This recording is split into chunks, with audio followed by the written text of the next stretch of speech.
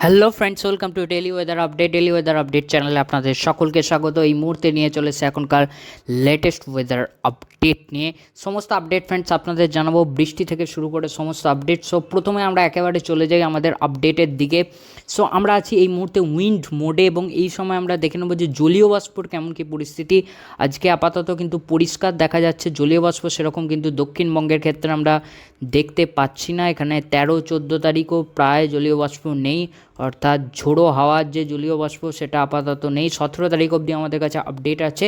So সেই রকম জলীয় বাষ্প কিন্তু দেখা যাচ্ছে না, তবে এখানে একটা লো প্রেশার এরিয়া দেখা যাচ্ছে 17 তারিখ নাগাদ। সো বৃষ্টি হবে নাকি আমরা একটু দেখে নেবো।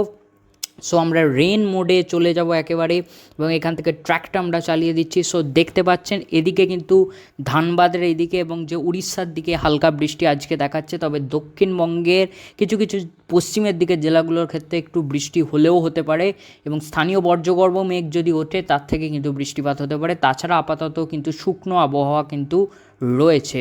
সো এখানে দেখতে পাচ্ছি 13 তারিখ পেরিয়েছে এবং 14 তারিখ, 13 তারিখও প্রায় শুকনো আবহাওয়া থাকছে। 14 তারিখ একটু কিন্তু পশ্চিমের দিকের জেলাগুলোর ক্ষেত্রে কিন্তু বৃষ্টিপাতের সম্ভাবনা থাকছে। 14 তারিখ পশ্চিমের দিকের যে জেলাগুলোর ক্ষেত্রে একটা বৃষ্টিপাতের কিন্তু সম্ভাবনা থাকছে। এখানে দেখতে পাচ্ছি এখানে 15 তারিখ নাগাদও আপাতত একটা লো প্রেশার এরিয়া থাকলেও কিন্তু সেরকম কোনো বৃষ্টিপাত কিন্তু দেখতে পাচ্ছি না। 16 তারিখ কিন্তু দক্ষিণবঙ্গের জেলাগুলোর ক্ষেত্রে কলকাতা আশপাশের জেলায় কিন্তু বৃষ্টিপাত হতে পারে এবং পশ্চিমের জেলার দিকেও হতে পারে, একটা সম্ভাবনা রয়েছে। 17 তারিখ অবধি আমাদের আপডেট আছে, দেখা যাক। সো 17 তারিখ কিন্তু এখানে কুমিল্লা, বরিশাল, বাংলাদেশের দিকে সিলেটের কাছাকাছি ভালো ঝড় বৃষ্টিপাত হতে পারে। সো এই আপডেট ছিল বৃষ্টির। আপাতত বৃষ্টি অনেকটাই কিন্তু কমে যাবে এবার, তবে আপাতত হবে।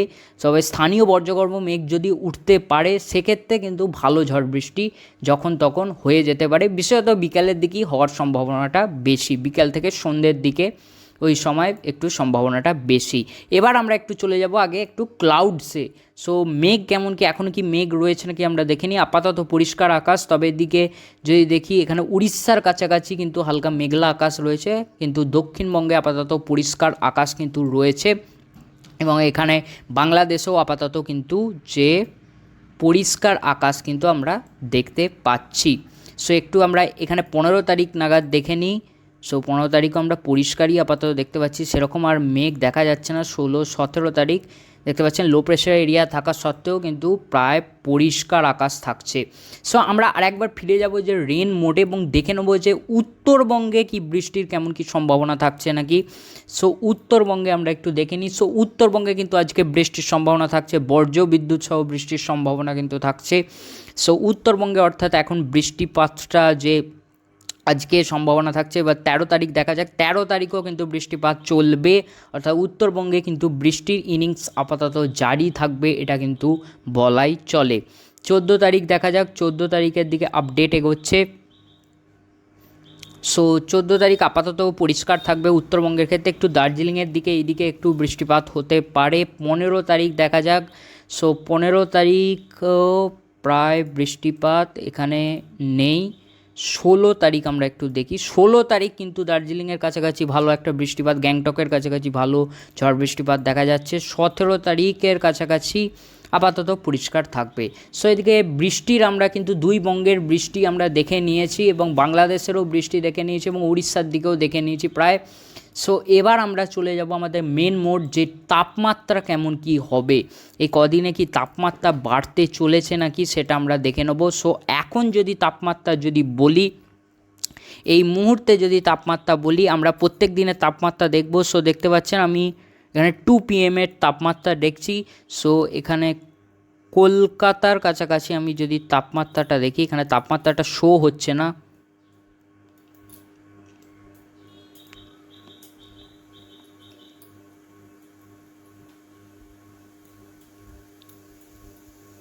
এখানে তাপমাত্রাটা শো হচ্ছে না, এখানে আমি আরেকবার লোড করে দেখার চেষ্টা করছি।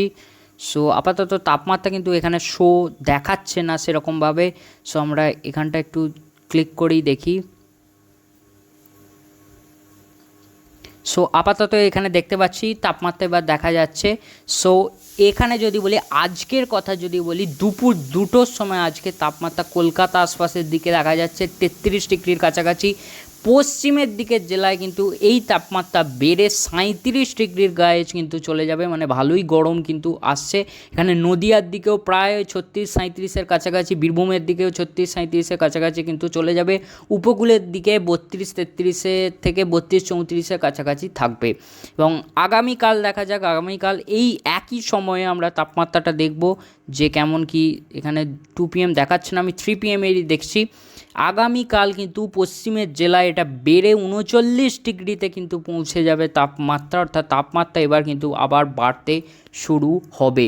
সো এটা 39 ডিগ্রি, কলকাতার দিকে 36 ডিগ্রি, উপকূলের জেলায় 35-36 ডিগ্রি, 33 থেকে 35 ডিগ্রি আশেপাশে ঘোরাফেরা করবে। 14 তারিখ, এখানে আমরা একটু দাঁড়ান, 14 নয় আমরা 16 তারিখের দেখে নিই। সো 16 তারিখ কেমন কি 3 PM আমরা দেখতে পাচ্ছি এখানে পশ্চিমের জেলায় 41 ডিগ্রি কিন্তু, অর্থাৎ 40 ডিগ্রি ক্রস করে যাবে তাপমাত্রা, 41 ডিগ্রির কাছাকাছি কিন্তু তাপমাত্রা চলে যাবে।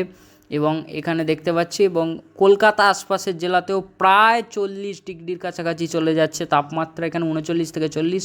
উপকূলের জেলায় 36 থেকে 38 ডিগ্রির কাছাকাছি কিন্তু তাপমাত্রা চলে যাচ্ছে, অর্থাৎ এবার কিন্তু তাপমাত্রা ঊর্ধ্বমুখী হবে, এটা কিন্তু বলাই চলে। এখানে যদি 17 তারিখের কথা যদি দেখি, 17 তারিখেও কলকাতা আশপাশের দিকে জেলাগুলোর ক্ষেত্রে 40 থেকে 41 ডিগ্রির কাছাকাছি কিন্তু তাপমাত্রা থাকছে। এবং উপকূলের দিকে এখানে 42ও আমরা একটু দেখতে পেলাম, এই জায়গায় দেখতে পাচ্ছেন পশ্চিমের দিকের জেলায় 42 ডিগ্রি অবধি তাপমাত্রা কিন্তু দেখা যাচ্ছে। এবং উপকূলের দিকের জেলায় কিন্তু সেখানেও 40 ডিগ্রি ছুঁয়ে যাচ্ছে তাপমাত্রা, অর্থাৎ একটা যে ভালো রকম যে তাপমাত্রা যে আসতে চলেছে, তাপমাত্রার যে পারদ এবার বাড়বে, এটা কিন্তু বলাই চলে। বাংলাদেশেও সেই একই পরিস্থিতি, 39-40 ডিগ্রির কাছাকাছি বাংলাদেশেও তাপমাত্রা দেখা যাচ্ছে আপাতত 17 তারিখ নাগাদ।